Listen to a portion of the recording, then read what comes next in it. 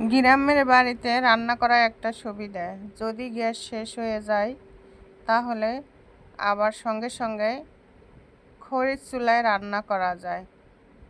লাকড়ির চুলা, খড়ির চুলায় রান্না করা যায়। চুলা যদি থাকে খড়ি দিয়ে রান্না করা যায়। আর যার জন্য আমার আজকে এই এই সুবিধাটাই হয়েছে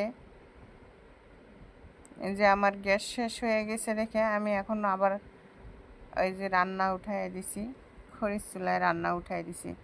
আসলে খড়ির চুলা রান্নাটা খেতে মজা লাগে।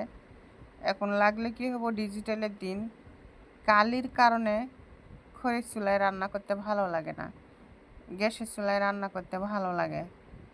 যার জন্য এই তো আবার খড়ির চুলায় রান্না করতেছি। গ্যাসের চুলায় গ্যাস শেষ হয়ে গেছে আমার হঠাৎ করে। এখন এই মুহূর্তে তো নিয়ে আসা সম্ভব নয়, বাজারে যাইতে হয়। বাজারে গিয়ে আমার আবার গ্যাস আনতে হয়। আমাদের এখানে বাড়ির পাশে বাজার না, 10 টাকা ভাড়া নেয় আমাদের বাজারে যাইতে।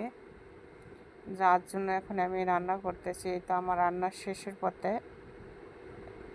ছোটো মেয়ে খাবে, খিদে লাগছে, তাই তাড়াহুড়া করে আবার রান্না করে নিতেছি। রান্না এখনও শেষ হয়নি, আরও কিছুক্ষণ লাগবে।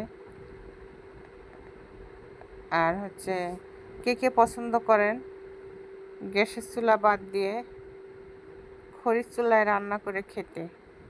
কিন্তু খড়ির চুলা রান্নাটার যে টেস্ট, খাইলে ছাড়তেই চাইবেন না।